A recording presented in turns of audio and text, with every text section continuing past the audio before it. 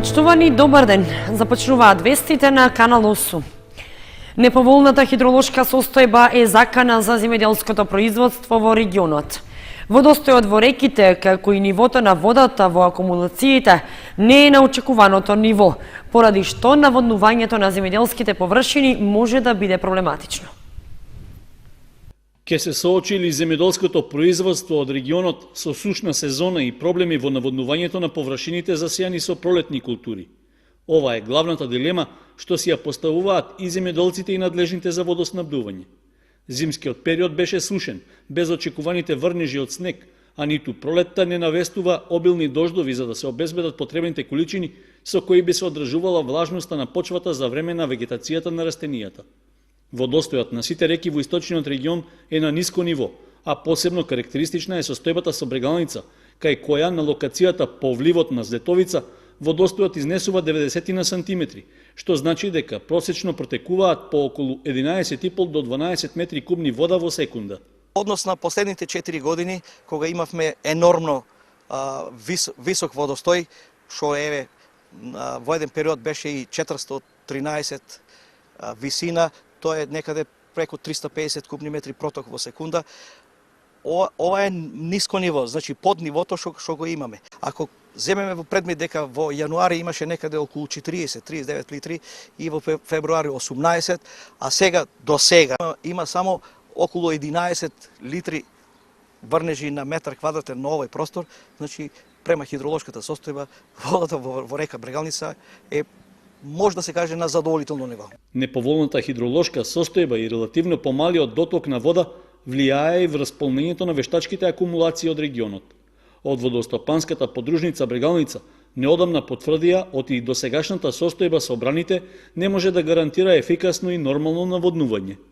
Количината на вода која имаме во брана Калиманци е на границата на дозволиво за успешно завршување на сезоната, но се надеваме дека до почетокот на сезоната и таа ќе го достигне својот минимум што треба да се изврши наводнување на овие предвидени оризови полиња и другите култури. Параметрите од циклусот на мерење на водостојот на реките и во текот на изминатата недела покажуваат дека може да се очекува сушна пролетна сезона, што негативно ќе се одрази на состојбите во земјоделското производство. Поради тоа, можеби ќе биде неопходно во договор со земјоделците од водостопанската подружница да размислат за намалување на површините што ќе треба да се наводнуваат, посебно на оние што се планирани да се засеат со ориз. Од 2015 година наваму општина Виница има издадено 38 сертификати за автотакси возач. Во текот на вчерашниот ден се спроведе третото полагање во просториите на локалната самоуправа. По трет пат, општина Виница спроведе полагање за добивање автотакси сертификат. На територијата на општината има 9 лиценцирани автотакси превозници, а од 2015 година наваму се издадени 38 вакви сертификати. Полагањето за добивање на сертификат за автотакси возач е согласно членот 5 од Закон за превоз во патниот сообраќај, како и членот 2 од Правилникот за постапката и програмата за полагање на испит за добивање на сертификат за автотакси возач. Значи, секој автотакси возач кој се занимава со такси превоз задолжително мора да поседува сертификат за автотакси возач. За да може еден кандидат да полага за сертификат за автотакси возач, неопходно е истиот да работи како автотакси возач во соодветна компанија која се занимава со овој вид на превоз. За издадените уверенија, општината води регистер за положени испити за автотакси возачи.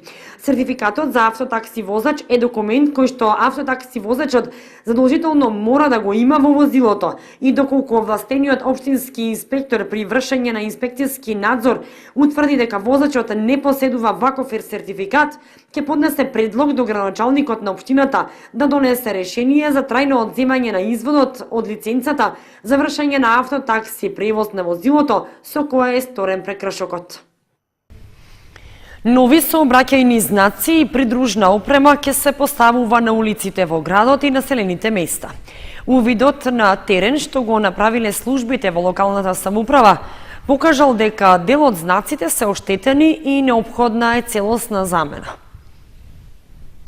Состојбата со сообраќајните знаци и другата патна сигнализација во општина Кочани, поради оштетувањата на опремата, не ги задоволува стандардите за безбеден сообраќај. Поради тоа ќе се набавуваат околу 200 нови сообраќајни знаци, 150 столбови за знаците и 8 успорувачи на брзина, односно така наречени легнати полицајци, за потребите на сообраќајниците во градот и дел од населените места. За оваа намена од општинскиот буџет ќе се потрошат близу 600.000 денари. Контролите на службите во локалната самоуправа покажале дека дел од знаците се тотално оштетени, украдени, а некои со искорнати столбчиња на кои што биле поставени означувањата. Освен тоа, недостасуваат и сообраќајните обележја на повеќе сообраќајници во дел од новите населби во градот. Појавата за уништување и крадење на сообраќајната сигнализација не е нова, но и понатаму е загрижувачка. Од направениот попис на терен е констатирано дека над 100 сообраќајни знаци во општина Кочани се оштетени или украдени, и тоа не само знаците, туку и држачите на кои биле поставени. Тендерот за набавка на сообраќајните знаци е веќе завршен, пошто на сите места каде што тие се уништени или недостасуваат, ќе бидат поставени нови. Од општината е упатен повик до граѓаните, доколку забележат уништување на сообраќајната сигнализација и другата урбана опрема, тоа да го пријават кај надлежните служби и органи. Јавната општинска установа Библиотека Искра од Кочани со низа активности по 6-ти пат го одбележа Меѓународниот ден на литературата за деца. Активностите од одбележувањето ги следеше и делегација од Руската амбасада во Македонија.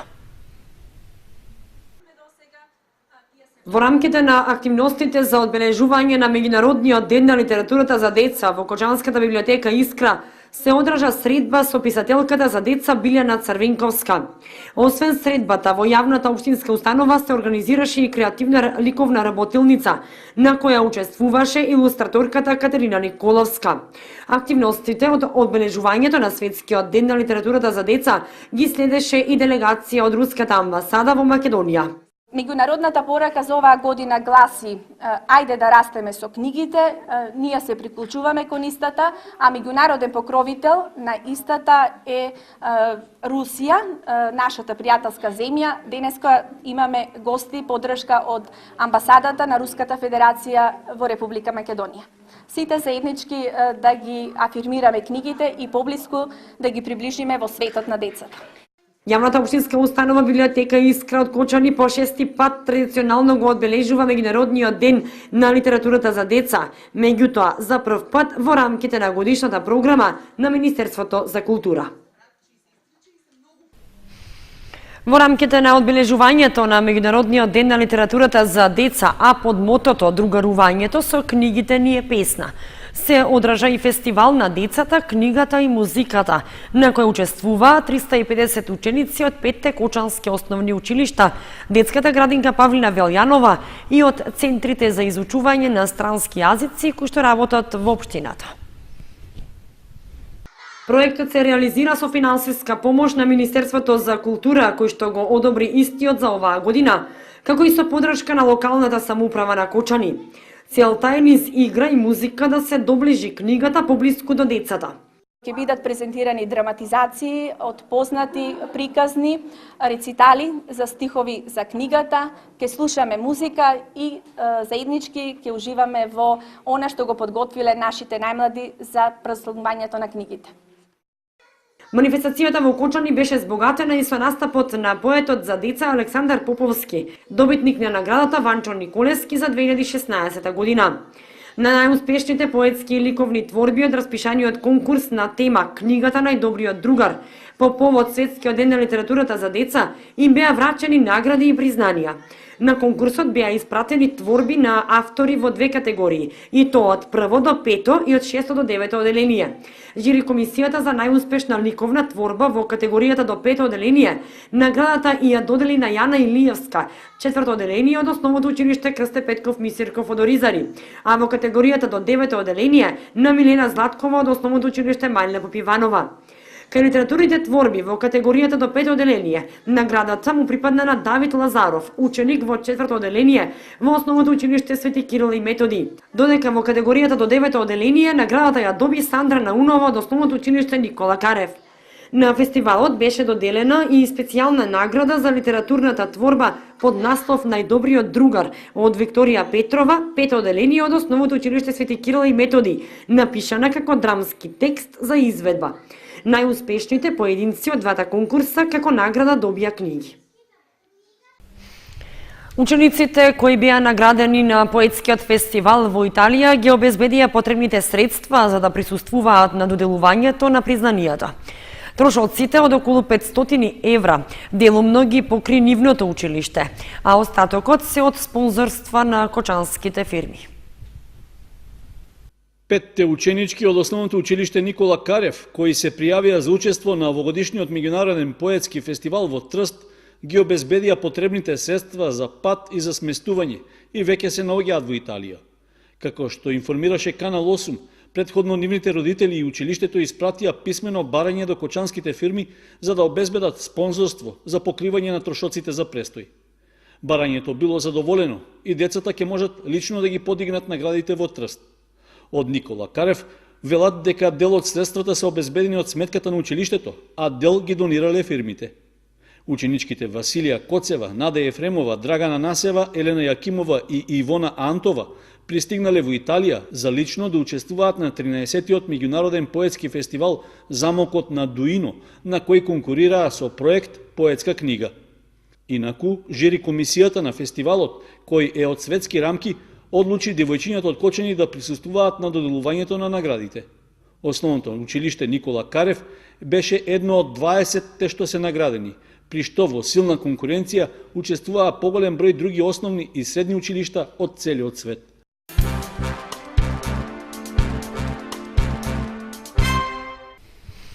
Пресрет на 1 април на плоштадот во Виница се организираше отворена забава. Веселата атмосфера ја збогатија и маскотата Алми и Кловнат, кои ги забавуваа дечињата. Бујната детска фантазија преточена во маски ги оживеаја бројните ликови од детските приказни, од бајките, јунаците од стриповите. Весел детски джагор денеска го наполни плоштадот Ангел Винички во Виница, а веселата атмосфера ја збогатија и маскотата Алми и Кловнот, кои што ги забавуваа дечињата, а делеа и производи на компанијата Мак Прогрес. Општина Виница традиционално во пресрет на утрешниот априлили организираше отворена забава за дечињата од градинките и основните училишта. Во Кочани манифестацијата по повод одбележување на Денот на шегата ќе се одржи утре со настап на учениците од основните училишта и од детската градинка Павлина Велјанова, кои што својата креативност ќе изразат преку најразновидни маски. Општина Кочани се подготвува за одбележување на Меѓународниот ден на ромите. Истиот ќе биде одбележан со низа активности, меѓу кои за прв пат ќе биде организиран избор на ромска убавица. В недела на 2 април на игралиштето во населбата Трајаново Трло со почеток во 16 часот ќе се одржи првиот надпревар од турнирот во мал фудбал, со што во Кочани започнуваат активностите за одбележување на светскиот ден на ромите. В петок, 7 април, со почеток од 10 часот и 30 минути, градоначалникот Радко Димитровски и представници од Советот на општина Кочани ќе го посетат објектот Звездички од детската градинка Павлина Велјанова, каде што се реализира проектот Инклузија на деца роми во градинките. На 8 април во 14:30 на игралиштето во Трајаново Трло ќе се одржи културно-уметничка програма во која ќе учествуваат играорни групи и деца од кочанските училишта. Ќе се избира ромска убавица и ќе се организира дегустација на традиционални ромски јадења. Светскиот ден на ромите 8 април годинава општина Кочани ќе го одбележи со програма која што одделението за јавни дејности ја подготвува во соработка со урбаната заедница 4.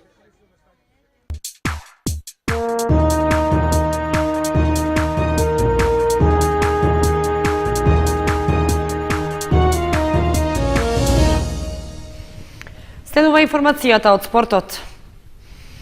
Викендов се играат надпреварите во првата фудбалска лига за жени и во третата лига Исток.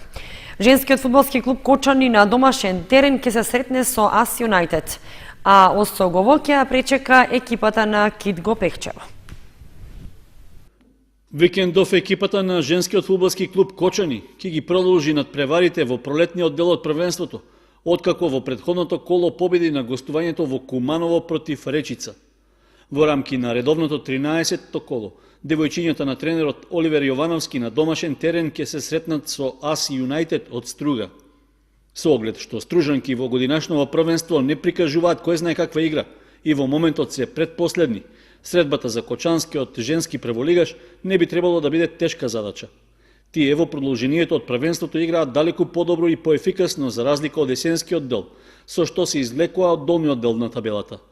Во моментот, ЖФК Кочани е на 5-тото место со 13 бода, а средбата со Аси Юнајтед ќе се одигра в сабота од 15 часот.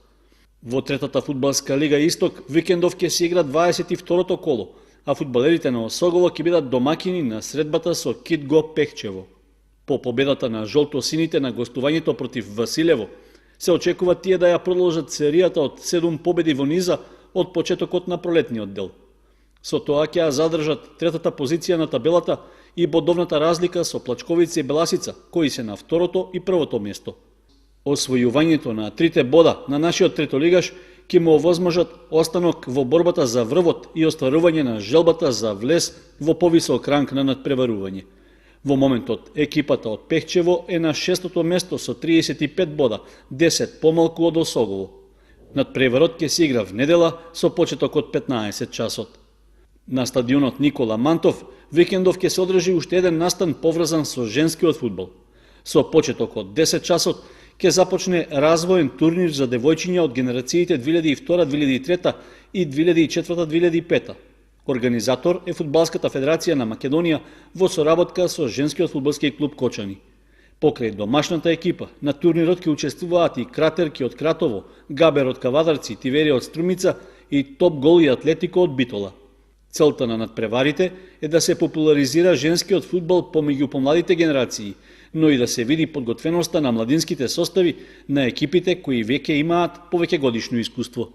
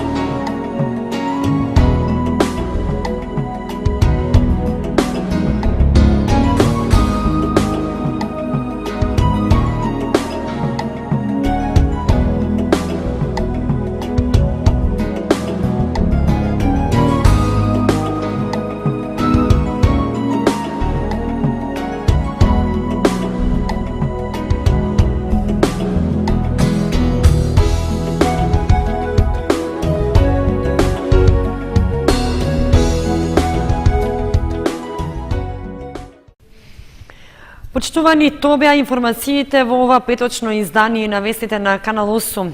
Ви посекуваме пријатен викенд. Довидување.